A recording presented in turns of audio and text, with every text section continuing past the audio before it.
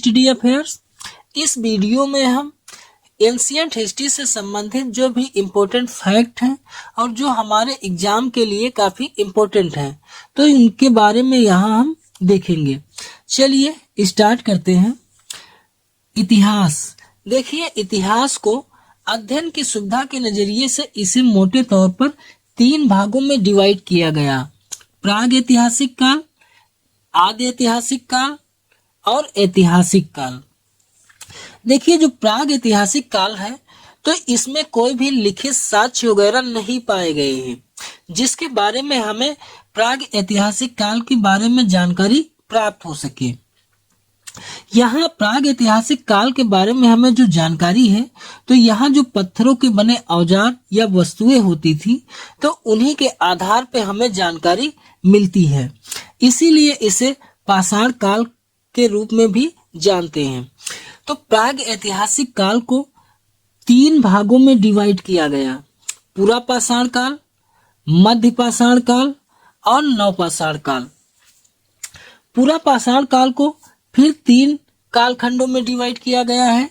निम्न पूरा पाषाण काल, मध्य पूरा पाषाण काल और उच्च पूरा पाषाण काल। दूसरा है आदि ऐतिहासिक काल।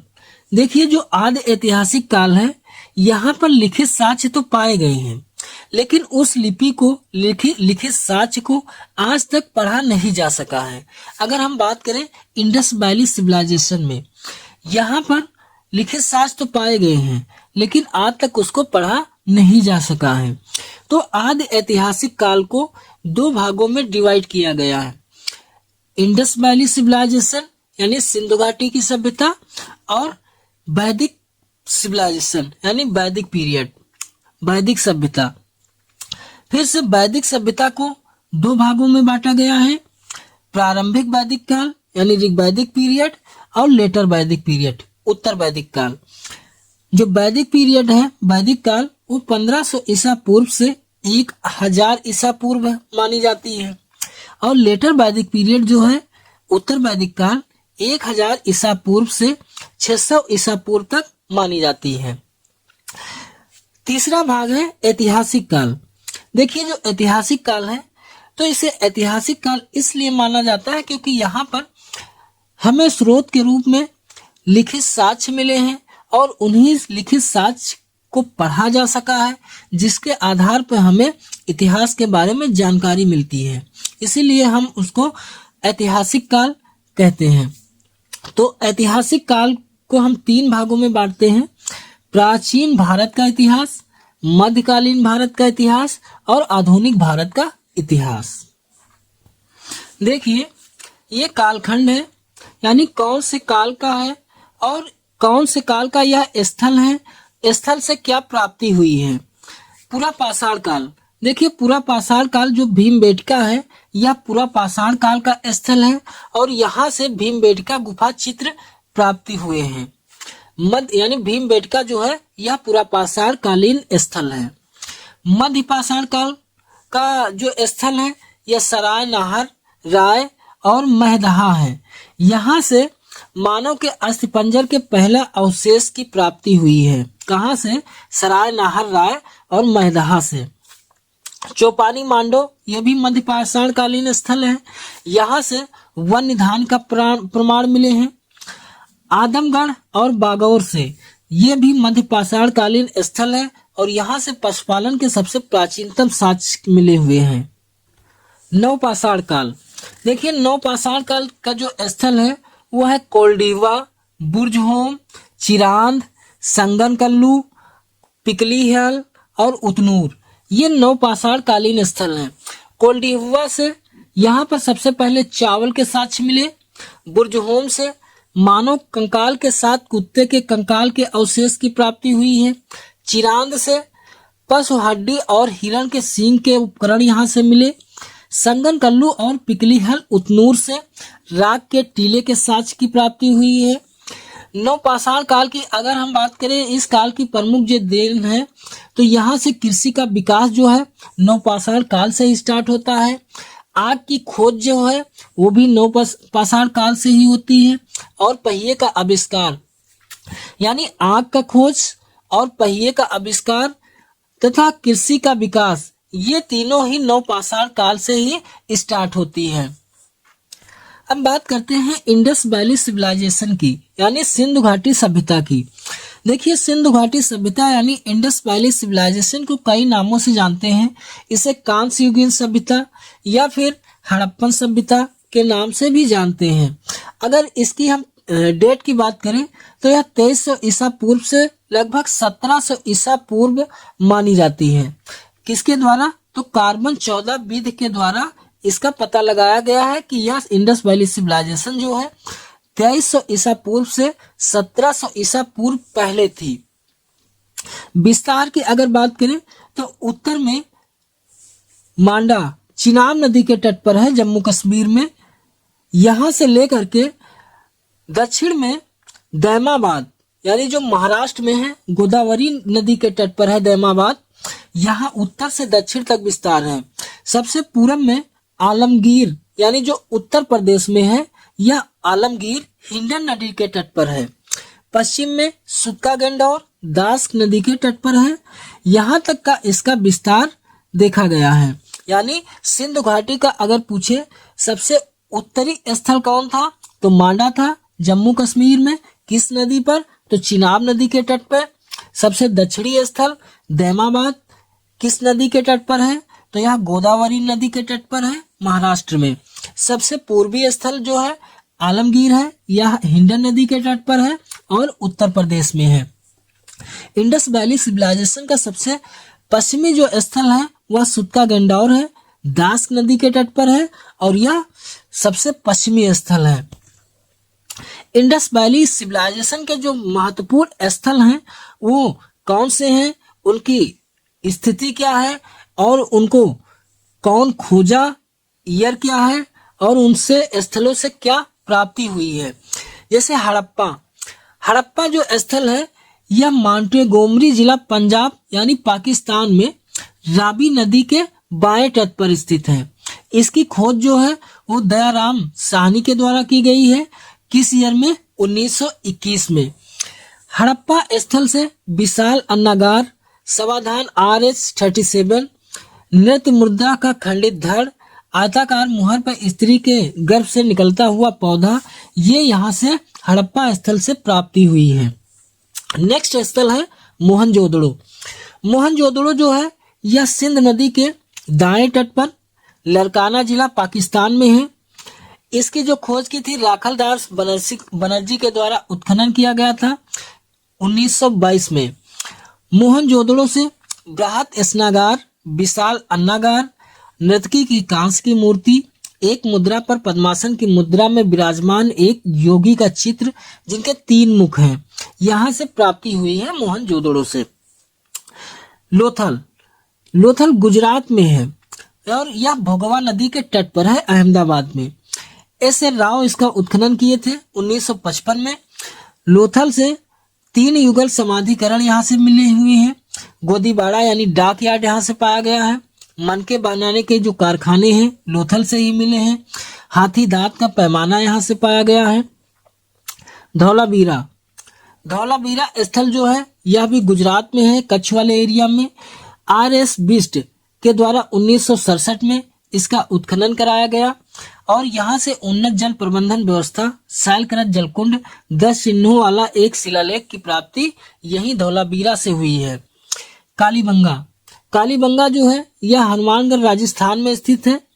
बीबी लाल और बीके थापड़ के द्वारा 1961 में उत्खनन का कार्य कराया गया।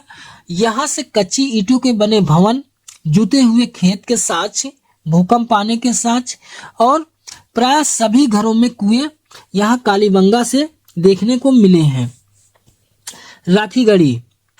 राखीगढ़ी जो स्थल है यह घग्गर या सरस्वती नदी के तट यानी हरियाणा में है। राखीगढ़ी कहाँ है?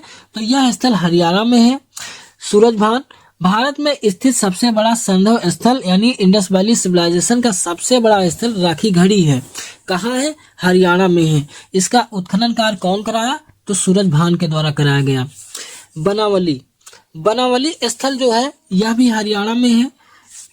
RS बिष्ट के द्वारा उत्खनन कार्य कराया गया 1973 से 74 में, और यहाँ से पक्की मिट्टी की बने हल की प्रतिकृति देखने को मिली है।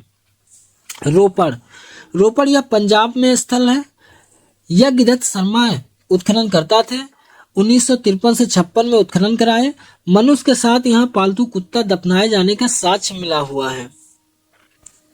वेद, देखिए जो वेद है तो वेदों की संख्या 4 है।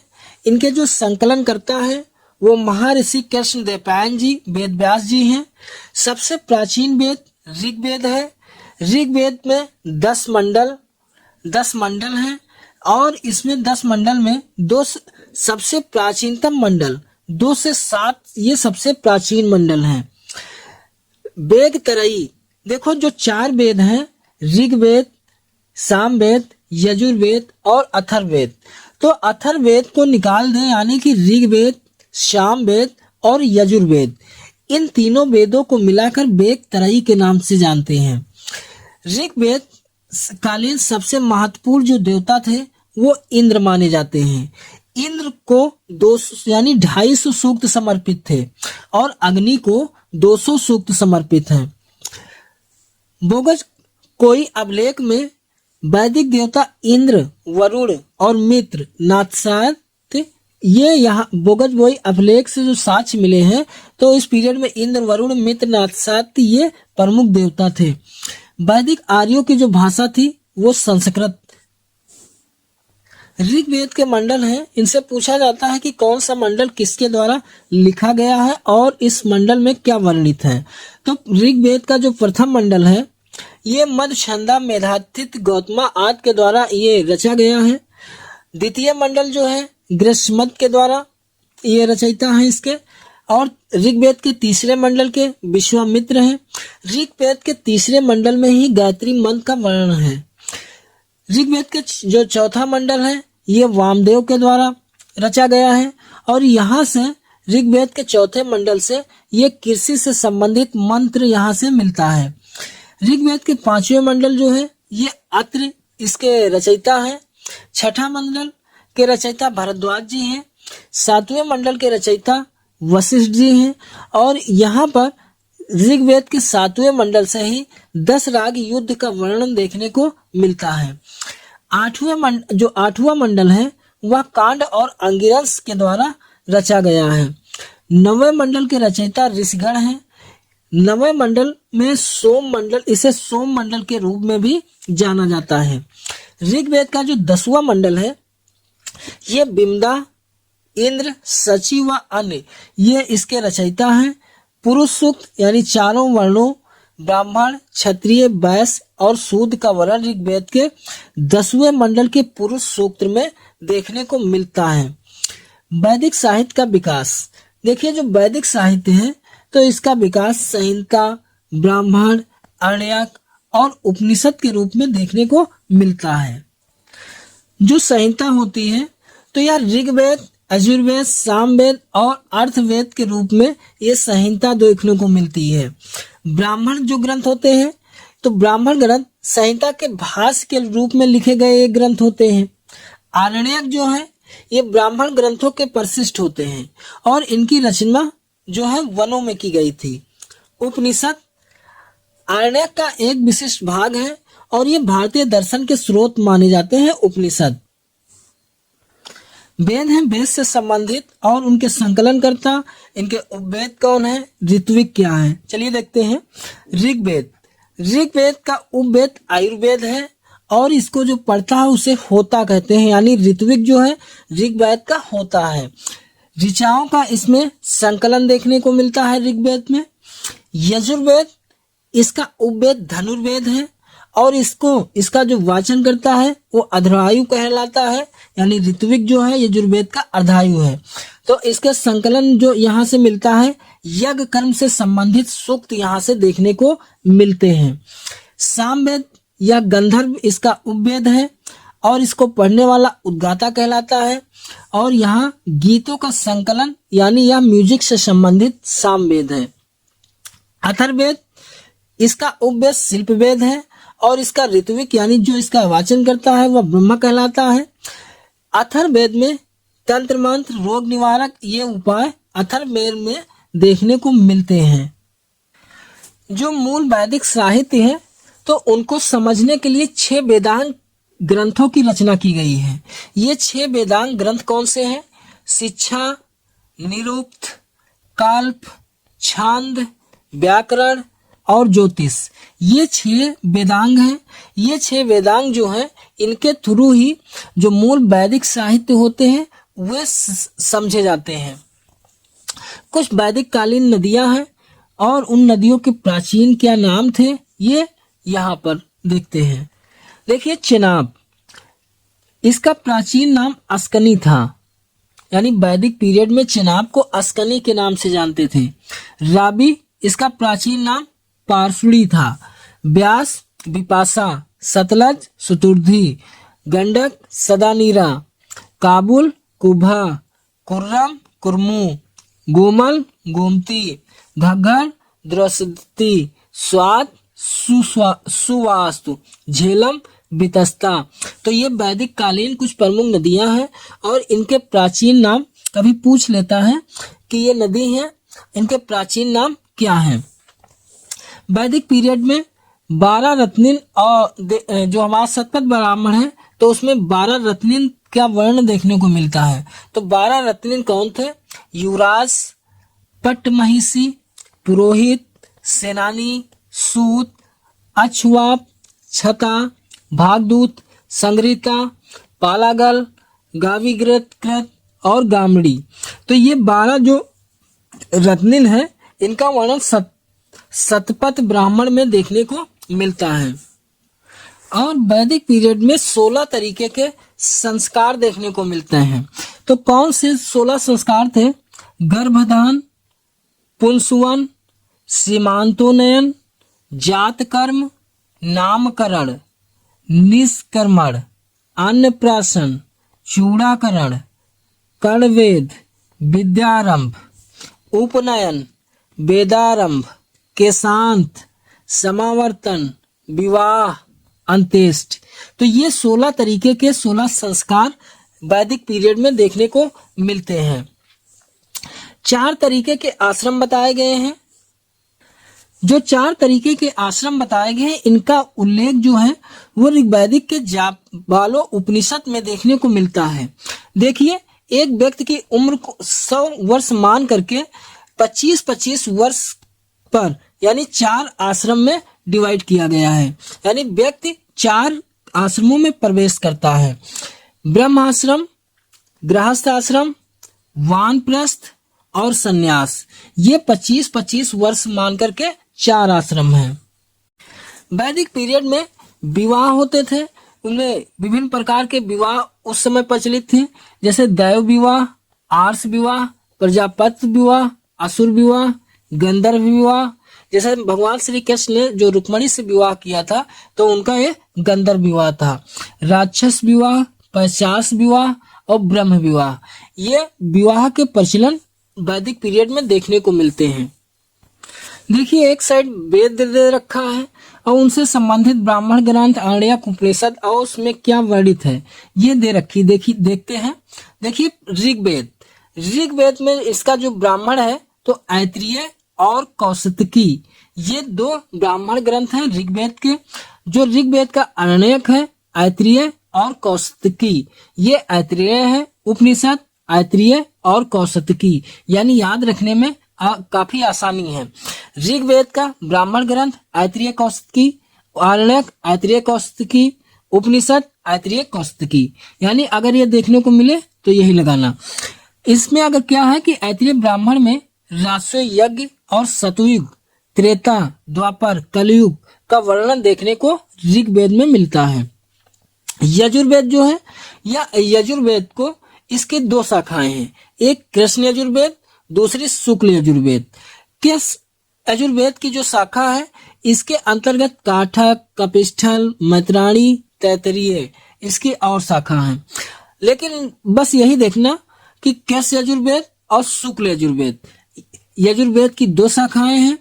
कृष्ण यजुर्वेद के अंतर्गत जो इसका ब्राह्मण ग्रंथ है वह तैत्तिरीय है और शुक्ल यजुर्वेद के अंतर्गत शाखा के अंतर्गत इसका ब्राह्मण ग्रंथ शतपथ ब्राह्मण ग्रंथ है।